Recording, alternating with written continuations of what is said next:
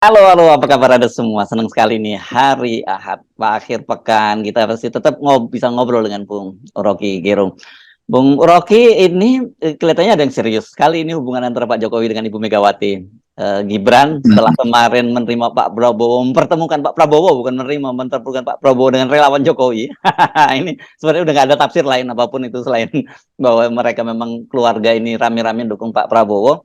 Itu dipanggil oleh DPP PDIP untuk menghadap hari Senin gitu ya. Dan ini saya kira menarik, apalagi kemudian ada juga pernyataan dari F.X. Rudi, ini wali kota Solo yang ketua DPC dan pernah jadi wakilnya Jokowi, bahwa siapapun yang berkhianat pada Ibu Megawati akan dilaknat oleh Tuhan.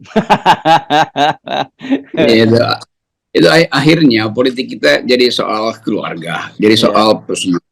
Dan hal yang mengingatkan kita bahwa kayak ada sindrom Mataram itu. Kalau gagal di dalam suksesi, dendamnya diwariskan tuh. Jadi maksud kita membuat demokrasi ini jadi urusan publik. Sekarang yang publik itu justru hilang. Ini republic without public gitu kan.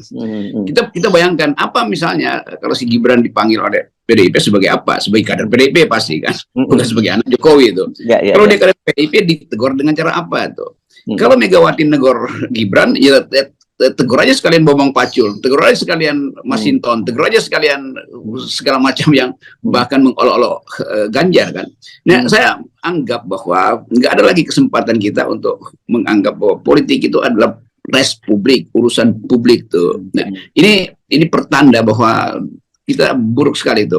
Upaya kita untuk memberitahu publik bahwa ada kesempatan untuk regain our future dengan investasi kembali nilai-nilai demokrasi. Itu yang nggak terjadi. Sementara sebetulnya saya bolak-balik ke Jawa Barat, banyak mahasiswa dalam seminggu ini mungkin udah 7 kali. Justru mahasiswa menganggap ini saatnya kita tata ulang nilai-nilai demokrasi itu tuh. Teman-teman pemuda ada yang bikin Serikat Demokrasi Indonesia itu berupaya untuk mengajak pemuda-pemuda se-Jawa Barat untuk menghidupkan kembali diskurs tentang demokrasi. Dibayangkan anak muda milenial berupaya untuk menghidupkan diskursus demokrasi, sementara elitnya berupaya untuk mengembalikan politik ke dalam genggaman feodalisme, kan gitu kontrasnya tuh.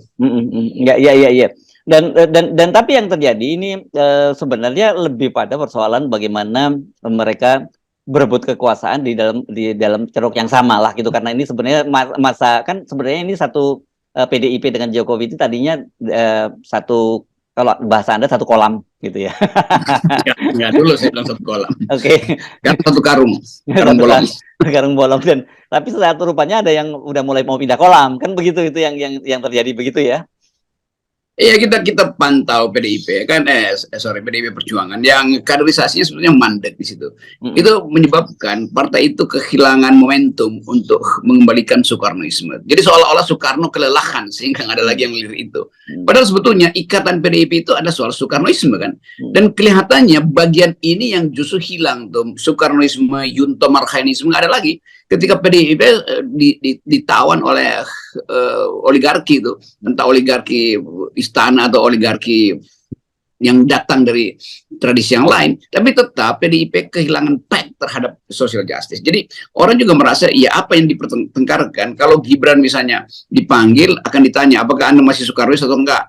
Kan cuma ditanya apakah Anda Prabowois atau Jokowis sebetulnya kan, atau Megais tuh. Jadi ini sebetulnya intinya, dan kita baca di media massa bagaimana pertengkaran dalam PDIP itu makin lama makin absurd itu. Sementara di luar justru publik sedang tepuk-tepuk tangan tuh kalau terjadi balas dendam antara Jokowi dan Megawati berlanjut terus, maka hidupkanlah demokrasi dalam bentuk yang fatalistis tuh. Jadi di dalam PDIP sendiri gontok-gontokan itu dibaca sebagai ketiadaan kader. Kalau ada kaderisasi nggak mungkin ada gontok-gontokan. Kan tetap Jokowi kader PDIP, Gibran kader PDIP, Bambang Pacul kader PDIP, Masinton segala macam itu. Tapi keluar dari awal keluarga besar PDIP itu sebetulnya isinya faksionalisme itu dan tidak diikat oleh prinsip Soekarnoisme. Ya. Nah, tapi dengan peta terbaru ini kan artinya seperti kita juga bilang kemarin, ya bagaimanapun ini kelihatan sekali keluarga Jokowi ini udah nggak menutupi lah dukungan mereka terhadap Prabowo ya. Dimulai dengan sinyal dari Kaisang memakai kaos Prabowo, dan kemarin Gibran mempertemukan Pak Prabowo sendiri ngaku kaget Wah, kalau ditemukan dengan relawan Jokowi oleh Gibran, ini kan sebenarnya nggak usah disampaikan secara verbal, tapi sudah tahu bahwa memang pecah kongsi gitu. Nah, tapi yang jadi persoalan berarti kan ini makin berat buat Ganjar, terutama yang menjadi calon presiden dengan didukung oleh PDIP, karena satu, dia jelas tidak didukung oleh Pak Jokowi, dan kemudian dari sisi Pak Jokowi sekarang menghadapi dua front pertempuran, dengan semuanya itu adalah tadinya adalah partner koalisinya. Dengan Surya Paloh dia berhadapan dalam soal Johnny G. Plate, dan sekarang dalam soal dengan Ibu Megawati soal dia lebih mendukung Prabowo. Ya, ini poin yang ingin kita pesankan pada Pak Ganjar, supaya ambil inisiatif untuk mengumpulkan relawannya sendiri, lalu bikin public address kan Ganjar justru yang punya momen hari ini untuk mengatakan saya ditunjuk sebagai presiden, oleh karena itu saya menginginkan supaya tidak ada ribut-ribut di PDIP. Kan justru Ganjar yang mesti matang, bukan dia diam tuh. Kalau Ganjar tampil dan mengatakan, oke, saya tahu bahwa kalian netizen lagi memantau krisis di PDIP, agak bercanda aja kan. Ini kita ajarin sedikit si Ganjar nih. Dan karena itu saya mau tekankan bahwa ini adalah problem internal kami. Tapi kepastian pencalonan saya itu tidak mungkin dibatalkan. Kan gampang tuh. Jadi Ganjar harusnya inisiatif. Ini kita kasih ilmu sedikit lah. Supaya orang tahu bahwa kendati ada kasakusuk di PDIP, kendati ada dendam antara Megawati dan Jokowi, tetapi Ganjar tidak duduk di dalam bara dendam itu intinya tuh. Ini media, para pengasuh komunikasi politik Ganjar juga tuh buruk gitu, nggak bisa memanfaatkan momentum ini untuk dibalikkan menjadi optimisme. Iya. Justru kita yang optimis dukung Ganjar nih kelihatannya. Tapi dengan begini sekarang jadi sebenarnya bagusnya adalah petanya flat ya, tapi penting juga kita catat peringatan dari Adiana Pitbulo yang mengingatkan agar Pak Jokowi netral. Sayangnya ini dia mengucapkan Pak Jokowi agar netral ketika dia tahu bahwa Pak Jokowi tidak akan mendukung Ganjar. Mestinya kan Pak Jokowi netral tuh siapapun yang dicapreskan harus netral kan gitu.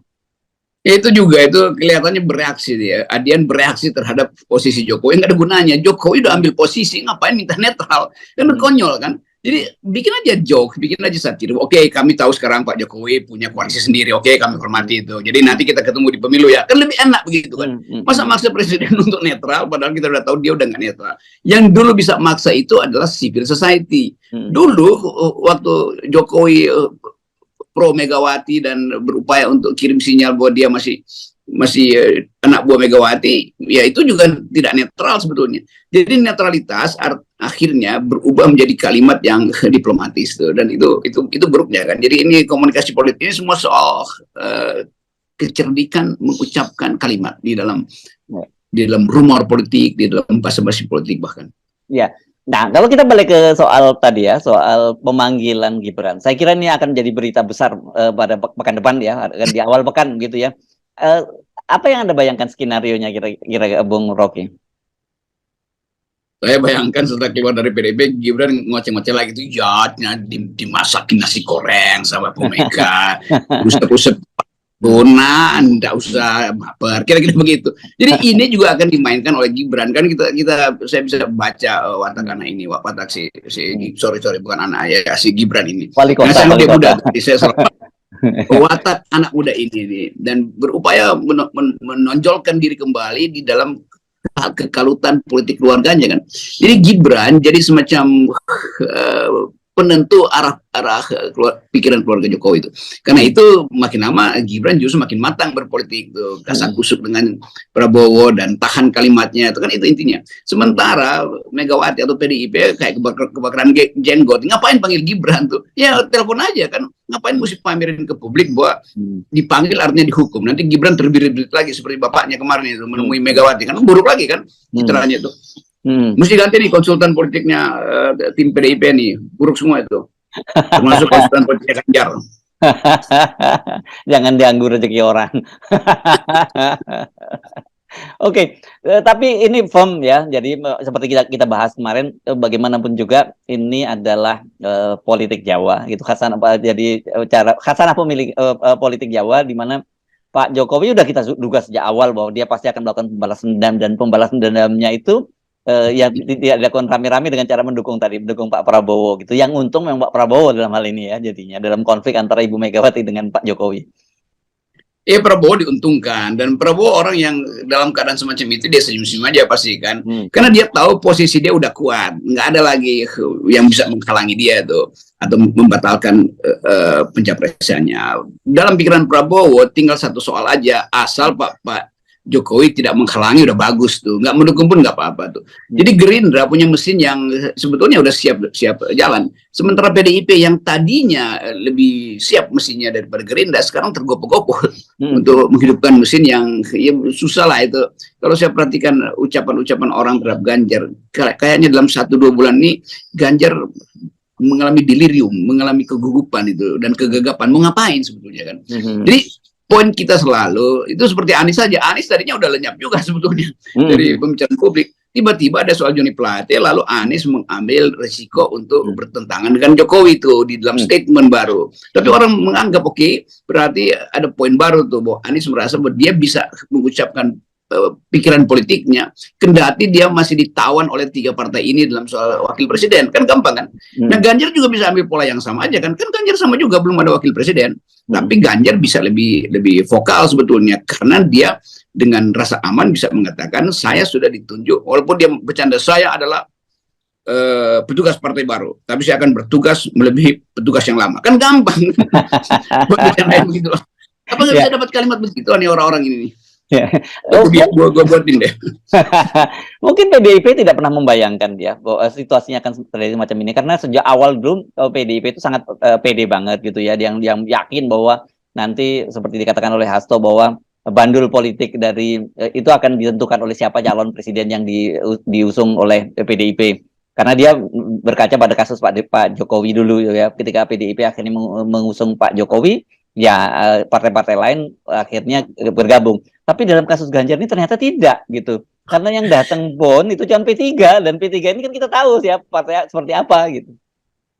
Itu kalkulasi Hasto selalu keliru tuh, Bu, kalau tidak lengkap. Artinya Hasto membayangkan bahwa Ibu Mega akan mencalonkan Puan, karena itu dipersiapkan kalimat-kalimat itu untuk mengatakan firm sebetulnya, walaupun Puan itu elektabilitasnya nggak cukup. Tapi saya bayangkan begini, kalau misalnya Puan dicalonkan Ibu Mega dan Ibu Mega kesel pada Jokowi, Puan setiap hari maki-maki Jokowi, elektabilitasnya naik. Lepas itu gampang aja kan.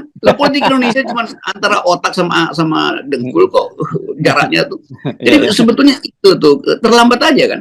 Nah sekarang kesulitan tuh. Hasto ya udah batinnya udah lain lah. Mungkin merasa kesel juga tuh karena yang dia bayangkan nggak terjadi misalnya. Demikian juga DPP PDIP yang lain tuh. Saya mampu untuk menilai sebetulnya keadaan retak di dalam PDIP itu. Nah retakan ini jangan sampai membuat pemilu juga ikut retak tuh. Jadi Ibu Mega mesti balik pada semacam kontemplasi itu dan pastikan bahwa PDIP harusnya keluar dengan wacana yang mutakhir, bukan dengan manggil-manggil orang. Itu artinya dendam, masih dendam kan. Ngapain anak muda kayak Gibran dipanggil tuh? Nah Gibran pasti akan manfaatkan itu justru untuk memperkuat posisi dia sebagai orang yang mengendorse Prabowo. Kan nanti dia akan bilang, ya setelah dari Ibu Mega, saya balik lagi ke Pak Prabowo ya, karena diundang Pak Prabowo buat naik kuda. Jadi lain lagi headline-nya kan kacau. Walaupun dia bercanda, tapi bisa jadi betulan. Atau betulan aja, saya usulkan aja begitu. Iya. Oke, tetapi dengan situasi terbaru ini saya kira ini analisis saya saja ya, Bung Rocky. Mungkin Anda bisa mengkonfirmasi atau mendinainya. Saya kira Pak Jokowi pasti akan menghitung ulang ya permusuhannya dengan Pak Surya Paloh gitu ya. Karena karena dengan cara begitu kan dia akan menghadapi 2 front pertempuran kalau memang dia tetap keras terhadap Pak Surya Paloh, keras pada Megawati, dan perlu diingatkan lagi kan semua ini tidak akan menguntungkan Pak Jokowi, apalagi nanti setelah beliau tidak jadi presiden. Kalau semua kekuatan partai politik besar dia musuhi. Ya ini segitiga namanya Bermuda Triangle, segitiga Bermuda itu yang bisa menyebabkan kita. Sudut pertama Jokowi, dia berkelahi dengan Mega. Sudut kedua Mega, dia berkelahi dengan Jokowi dan Surya Paloh. Sudut ketiga Surya Paloh sedang berkelahi dengan Jokowi dan Mega. Kan ini segitiga yang sama tumpulnya, bukan sama tajamnya. Tuh sudutnya tumpul sebetulnya, walaupun betulnya segitiga itu. Karena nggak ada poin di situ kan. Nah Jokowi tentu akan menghadapi 2 front, Surya Paloh dan Mega. Mega juga menghadapi 2 front, Surya Paloh dan Jokowi Jokowi juga begitu tuh. Jadi kelihatannya ini di antara tiga orang ini nggak tahu apa sebetulnya ide tentang Indonesia tuh. Kalau ini berlangsung terus, kabinetnya udah pasti juga nggak bisa berpikir apa-apa. Karena energi dibuang di situ tuh. Nah, supaya energi itu nggak hilang, mari kita manfaatkan energi mahasiswa yang masih dalam era reformasi berupaya untuk menjadi jalan ketiga di dalam politik Indonesia itu. Dan mereka lagi sibuk untuk mengucapkan pikiran baru tuh, lepas dari kalkulasi-kalkulasi dangkal hari ini. Ya apa sih yang kalau yang mereka pikirkan untuk mengatasi kebuntuan yang sekarang terjadi? Ini kan kalau dalam permainan ini saling mengunci kan, ini tiga orang tokoh ini akhirnya ya. Kita nggak tahu apa ujungnya. Jokowi pasti hanya punya satu poin, supaya seseorang yang dia endorse bisa mengamankan dia tuh. Surya Paloh punya poin yang lain, yaitu mencari jalan keluar, jangan sampai seluruh bisnisnya itu dirampok oleh Jokowi kan. Itu, nah itu juga bahayanya kalau bisnis macam ini tergantung pada posisi kekuasaan. Bagaimanapun Pak Surya Paloh adalah pebisnis yang tangguh, tetapi di era-era Jokowi terlalu banyak hal yang dia peroleh dari konsesi-konsesi politik. Dan kalau orang buka misalnya, sangat mungkin bahwa problem BTS ini itu menyangkut konsesi politik yang lebih panjang, lebih jauh, dan macam-macam orang tuh. Itu rumitnya di situ di Nasdem. Nah, Megawati cuma satu soal, kadernya nggak ada kaderisasi tuh. Jadi bertiga ini sebetulnya lagi mengalami involusi itu. Apa itu? Yaitu spiral kekuasaan yang makin lama makin dangkal. Tapi buat kita itu semakin asik ya, situasi semacam ini ya. Kita asik tuh. Kita ingin betul-betul retak, lalu terjadi break yang lebih yang lebih kualitatif lah pertengkaran itu. Kalau ini kan tukar tambah doang tuh. Nah, bagian-bagian itu yang lagi diintai oleh mahasiswa. Mahasiswa satu waktu akan keluar dengan tema baru tentang Indonesia yang modern, Indonesia yang masuk akal segala macam. Lalu terjadi demonstrasi dan masyarakat sipil pasti akan pro mahasiswa tuh. Dan kita baca misalnya swing voter sekarang udah mendekati 22, 23 ke arah 27%. Nah, itu besar sekali. Millennials pasti melihat tiga tokoh ini, ya udah kalau begitu kita wait and see aja.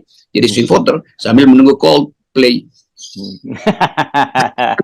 Oke, baik, terima kasih Bung Rocky. Kalau kita bukan nunggu Coldplay, kalau kita menunggu wind of change ya. Mungkin sekarang mulai kerasa anginnya mudah-mudahan. Yang ada sekarang kan Coldplay itu panas semua yang main tuh. Ya, situasinya panas, jadi situasinya panas dan kemudian terjadi angin perubahan. Begitu ya, Bung Rocky? Yes. Oke. Thank you, Bung Rocky. Tetap 0%. Yes. Ya, salam pada Scorpion yang bawain lagu Change.